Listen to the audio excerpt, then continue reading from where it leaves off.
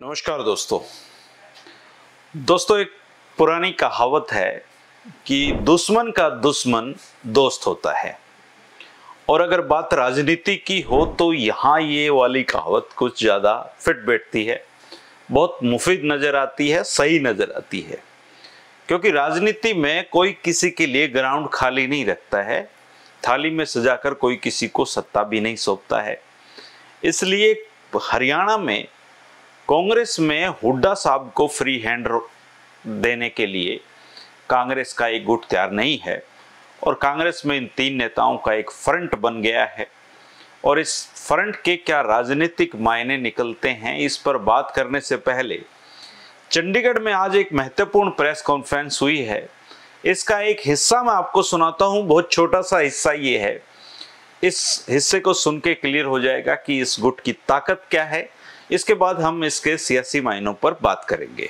और ऊंचा बोल लेंगे भाई, ऊंचा तो हम बोल ही सकते हैं, उसमें कोई कमी नहीं। मेरे भाई रणदीप सुरजेवाला जी, ऑल इंडिया कांग्रेस कमेटी के महासचिव, कर्नाटक जनरल सेक्रेटरी इंचार्ज, जिन्होंने अभी कर्नाटक में ऐसा काम करके दिखाया है जिसने देश की आंखें खोली हैं भारतीय जनता पार्टी की झूठ के खिलाफ। मेरे साथ बहन किरण चौधरी जी हैं, हमारी सीनियर नेता, पूर्व सीएलपी लीडर, आज के दिन एमएलए तो हैं ही, पूर्व डिप्टी स्पीकर दिल्ली की। काम करने में आज भी आप जानते हैं कि विधानसभा में सरकार के खिलाफ कोई मजबूत आवाज़ उठाता है तो वो किरण जी हैं। साथ में हमारे दो वर्किंग प्रेसिडेंट हैं, चौधरी रामकिशन जी, पूर्व सीपीएस सुरेश गुप्ता जी। साथ में हमारे एमएलए साहिबान गोगी जी हैं, असंध से हमारे विधायक प्रदीप चौधरी जी हैं, कालका से हमारे विधायक बहन रेणु बाला जी हैं, सढौरा से हमारी विधायक मेरे छोटे भाई चंद्र मोहन जी, पूर्व डिप्टी सीएम हैं। और कौन बैठे हैं, और कौन, डॉक्टर अजय चौधरी जी हैं, हमारे रोहित जैन जी जो हमारे ट्रेजरर होते थे, संजीव जी हैं, और अन्य साथी यहाँ पर भूपी जी हैं, अन्य साथी यहाँ पर मौजूद हैं। देखिए, हम आपकी तरह सजग और पहने पत्रकार तो नहीं हैं, क्योंकि साधारण हैं। आप भी तो सब इकट्ठे होकर आए हैं, 50, 60, 70 पत्रकार हैं, हम भी सब इकट्ठे होकर आए। हम सब कांग्रेस के सिपाही हैं और हम सदा इकट्ठे थे और हैं। हमारा लक्ष्य केवल एक है, ये लक्ष्य स्वार्थवश नहीं, ये लक्ष्य हरियाणा के युवाओं की, बेरोजगारों की आवाज उठाना और बनना है। और इसके लिए हर प्रकार का संघर्ष जो करना पड़ेगा आगे आने वाले दिनों में, हम वो संघर्ष भी करेंगे। और जहां तक आपने कहा,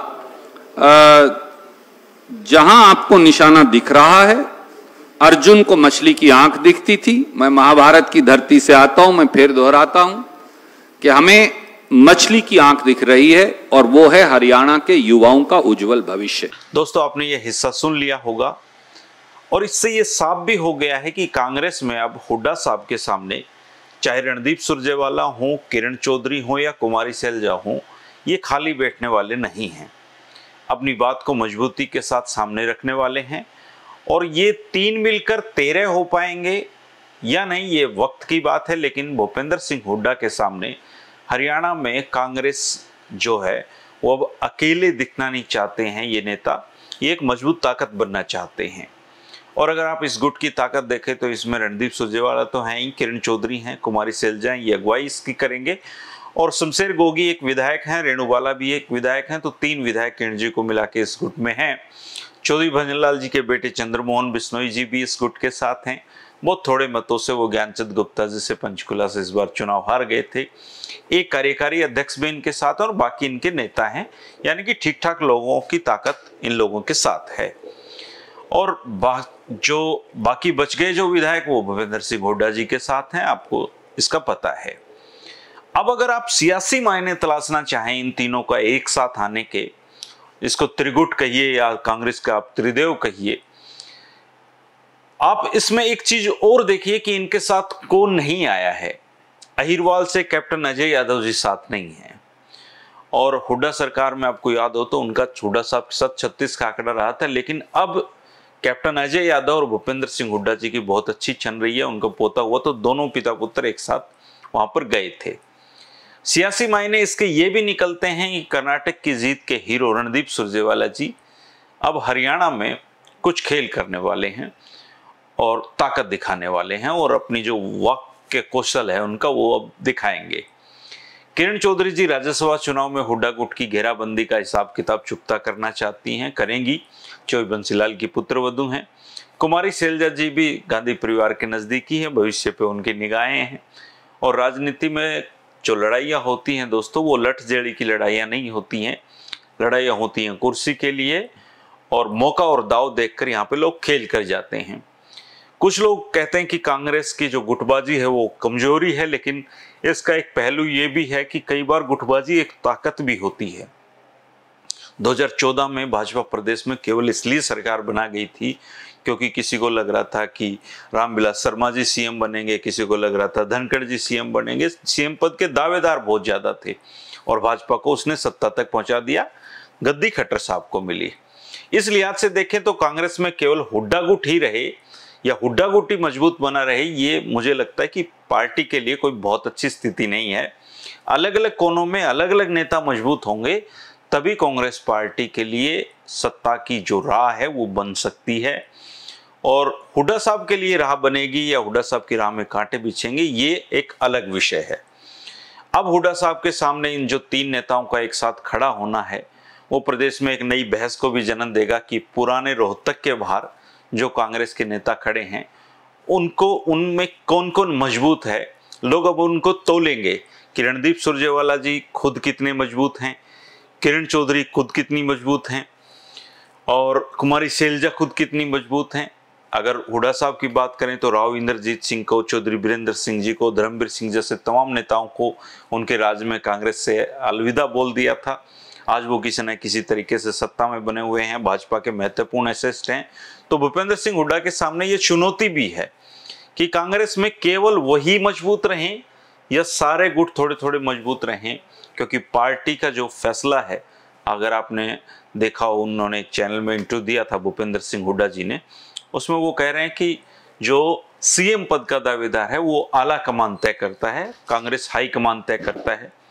तो अगर प्रदेश में कांग्रेस सत्ता तक पहुंचती है तो ये जो फ्रंट है इन नेताओं का, ये फ्रंट कितने तो संगठन में अपने पद दिलवा पाता है, कितने अपने लोगों को ये टिकट दिलवा पाते हैं, कितने वो लोग चुनाव जीत पाते हैं, कितने उसमें से भूपेंद्र सिंह हुड्डा जी के होंगे।